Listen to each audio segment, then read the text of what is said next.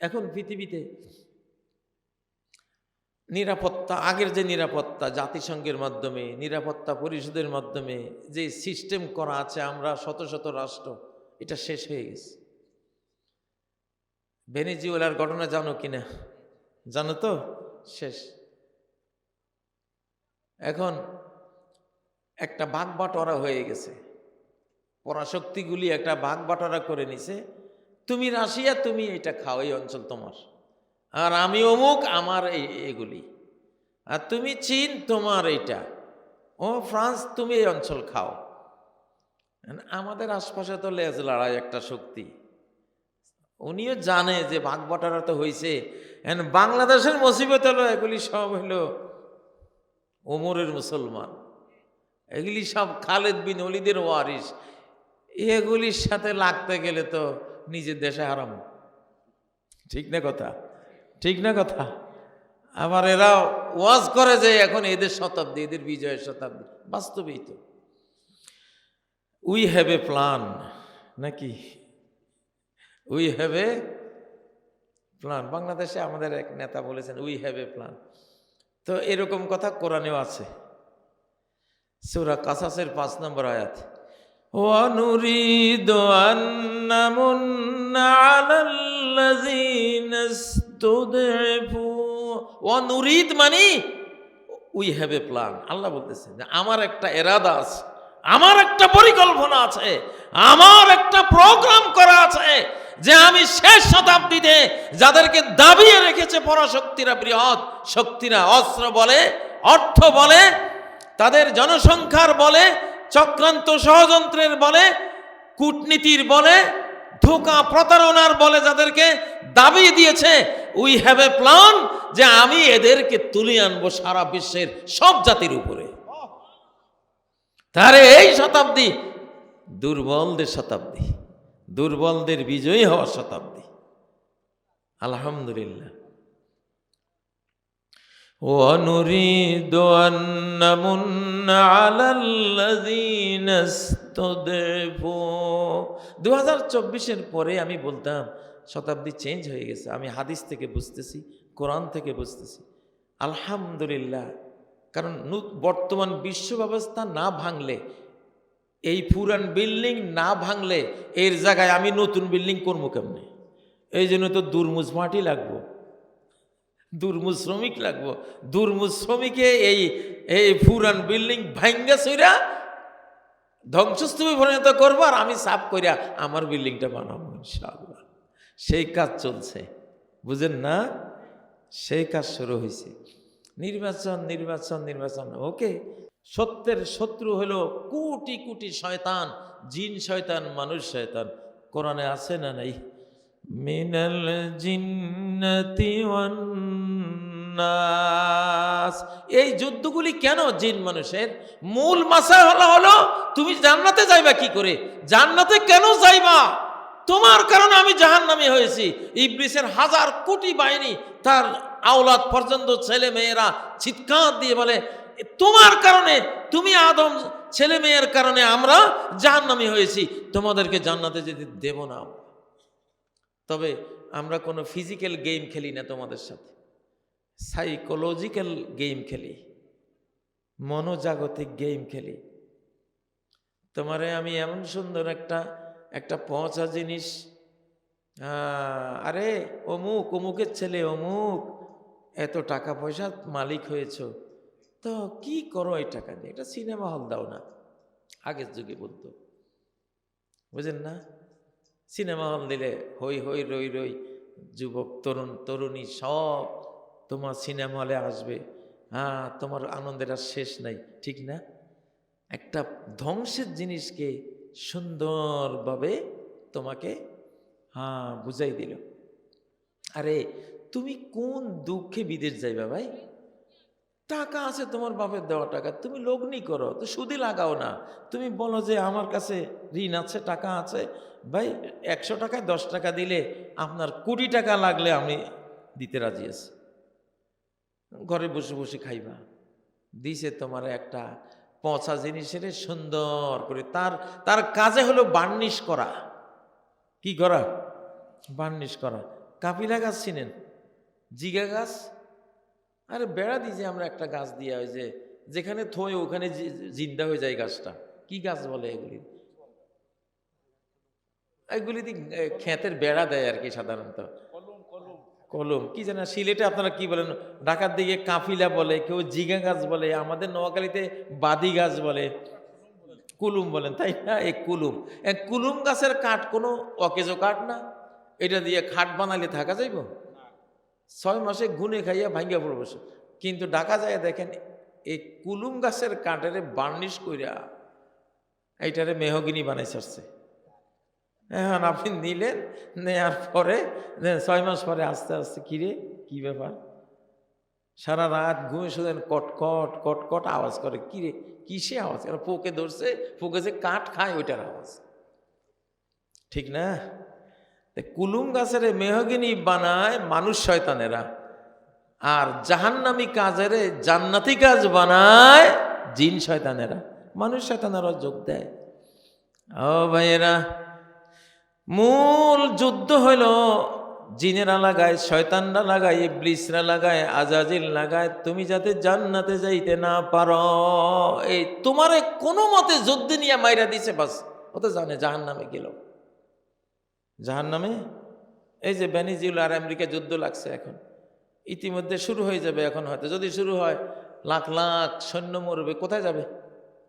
জাহান্নাম। ইবলিস সাকসেস, যা গেল, মাইরা দিলাম আদমের একটা পোলা, 10টা পোলা, 10,000 পোলা গেল জাহান্নামে, আমার সাথী হয়ে গেল, ঠিক না? ঠিক।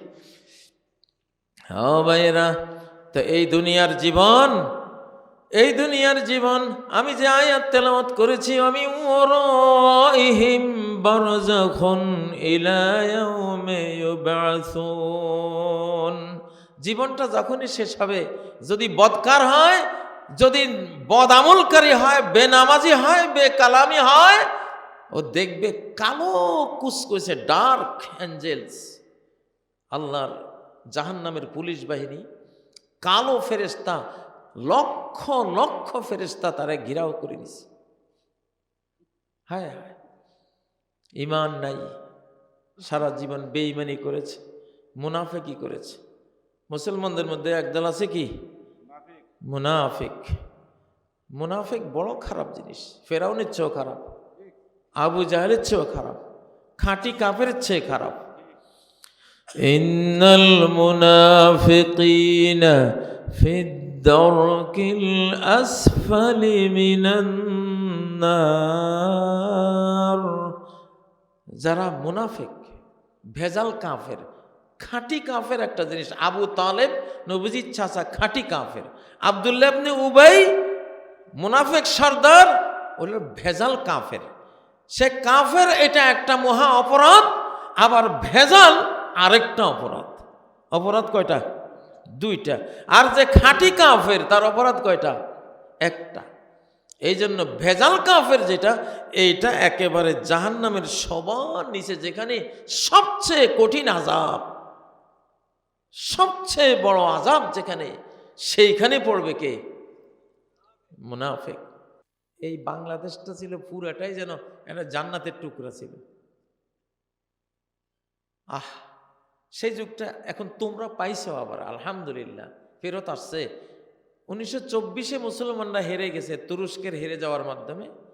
নিয়ম হলো 100 বছর পরে আবার জেগে উঠবে জাতি। 1924 টু 2024, পরাজয়ের 100 বছর শেষ, এখন আমরা বিজয়ের 100 বছর পেয়ে গেছি, আলহামদুলিল্লাহ। তোমরা কি মনে করো ডাকসু, জাকসু, রাকসু, যোগসুতে যে জোয়ার, এটা কোনো তোমাদের জোয়ার না। তোমরা সব পাইবা, কিন্তু জোয়ারটা আসছে আকাশ থেকে। কোত্থেকে? আকাশ থেকে আসছে। এরকম জোয়ার আকাশ থেকে আসে। বর্তমান বিশ্ব ব্যবস্থা ভেঙ্গে চুরে দুমড়ে মুচড়ে সব ধ্বংসস্তূপ করে দেবেন আল্লাহ তাআলা। তারা নিজেরা ধ্বংস করে দেবে। তারপরে দেখবে যাব কোথায়, আর যাবার জায়গা নাই, সবাই আশ্রয় নিবে। وَإِن مِّنْ أَهْلِ الْكِتَابِ إِلَّا لَيُؤْمِنَنَّ بِهِ, সূরা নিসার 159 নম্বর আয়াত। প্রত্যেক ইহুদি খ্রিস্টান আহলে জাবুর আসমানি কিতাব যতজনে পাইছে এরা সবাই ইসলাম কবুল করে ফেলবে। এই যুগের এক পর্বে যখন হযরত ঈসা আলাইহিস সালাম আসবেন তখন পৃথিবীতে একটাই ধর্ম থাকবে। যেমন আদম টু হযরত নূহ 1000 বছরে একটাই ধর্ম ছিল, সনাতন ধর্ম, পবিত্র ধর্ম ইসলাম, একটাই ধর্ম। আবার আসতেছে, প্রত্যেক জিনিস প্রথমে যেমন থাকে লাস্টেও আবার তেমন হয়ে যায়, ঠিক না? এখন আবার একটা ধর্ম, এক ধর্মের পৃথিবী আসবে ইনশাআল্লাহ। সে এক ধর্মের পৃথিবী তোমরা পাইবা ইনশাআল্লাহ। রেডি হও। এই কোরআন আমি কালকে এক মাহফিলে ঘোষণা দিয়েছি যে যেই রোগ কোনো হাসপাতাল চিকিৎসা করতে পারে না আমি চিকিৎসা করাই দেব ইনশাআল্লাহ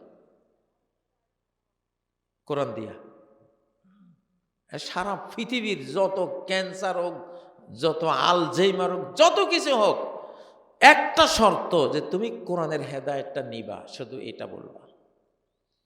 কোরআনের হেদায়েত নেয়ার যদি তুমি নিয়তটা দাও তাহলে কোরআন দিয়ে আমরা তোমাকে সেবা করে ছাড়বো ইনশাআল্লাহ, আল্লাহর পারমিশনে। কারণ সূরা ফাতিহার অপর নাম সূরাতুশ শিফা, কিন্তু শেফা শব্দটা কি আছে সূরা ফাতিহার মধ্যে? নাম হলো তার সূরাতুশ শিফা, শেফা শব্দটাই নেই। তাহলে ব্যাপারটা কি? নাম হলো সূরাতুল ইখলাস, ইখলাস শব্দটাই নেই। কোন সূরার নাম সূরাতুল ইখলাস? কুল হুয়াল্লাহ, কিন্তু ইখলাস শব্দ আসেনি পুরা সূরার মধ্যে। হ্যাঁ, অনেক বড় তাৎপর্য এখানে।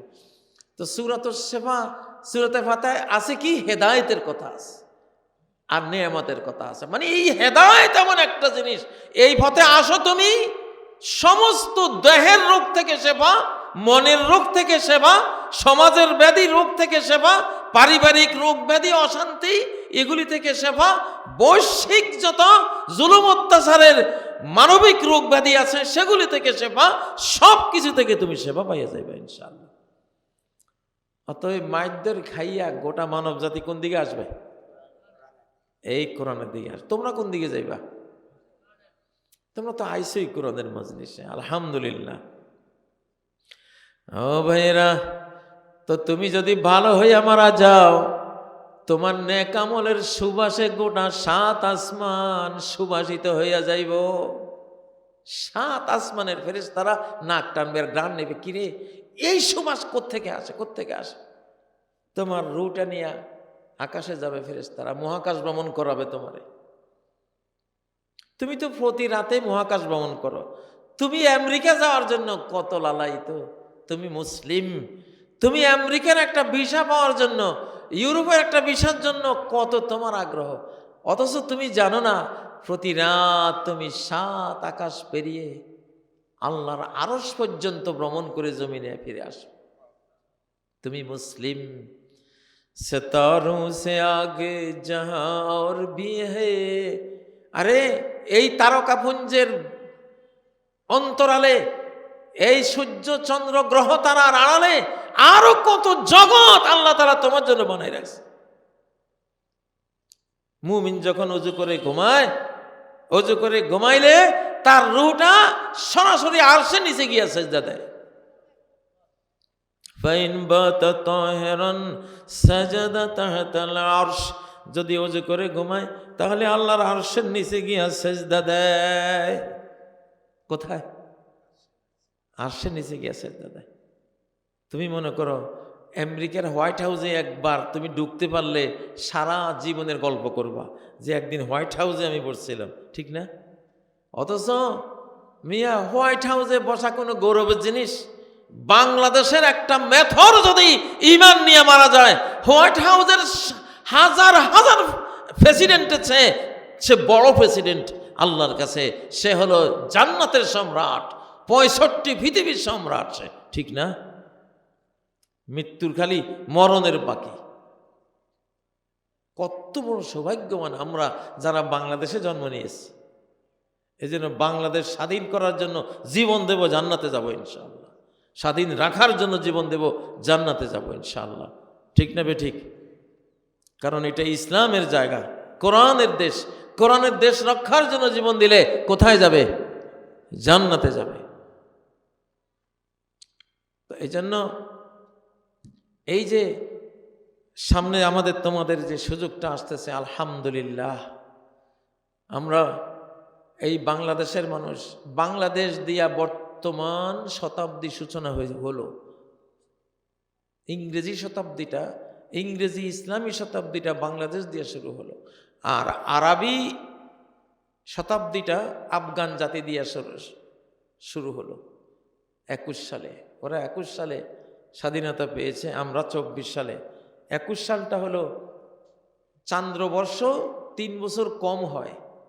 চান্দ্র শতাব্দী, সৌর শতাব্দী থেকে সূর্যের গণনা, ইংরেজি গণনা শতাব্দী থেকে 3 বছর আগে হয়ে যায়।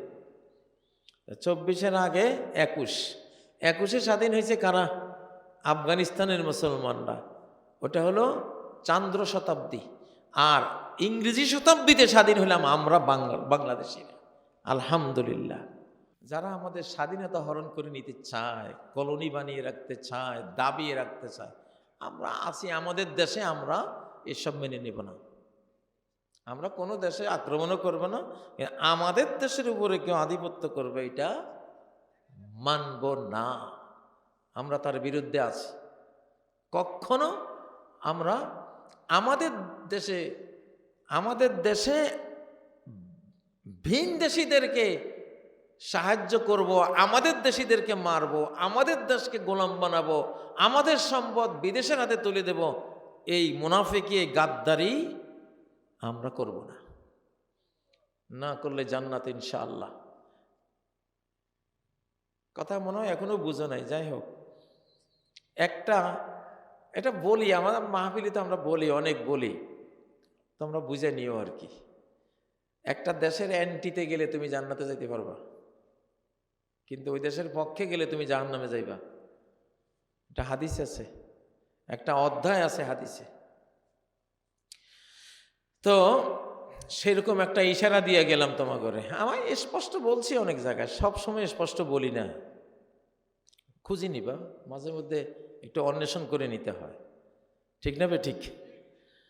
তো ইনশাআল্লাহ তোমাদের বিজয়ের শতাব্দীতে তোমরা হেরে যাবে না, কারো চোখরাঙ্গানিতে ভয় পাবে না, কারো অস্ত্র বলে তোমার ভয়ের কিচ্ছু নাই।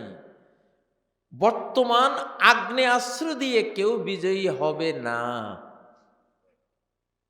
আগ্নেয়াস্ত্র, আগুন শুধু আল্লাহ ব্যবহার করবেন, স্রষ্টা ব্যবহার করার অধিকার রাখেন। সৃষ্টি আগুন দিয়ে আরেক সৃষ্টিকে পোড়াবে এই অধিকার নাই। এই জন্য বর্তমান অস্ত্র দিয়ে কেউ জয়ী হয় না, সব ধ্বংস হয়ে যায়। সব কি? ওই যুগে হিটলারও গেছে, ব্রিটিশও গেছে।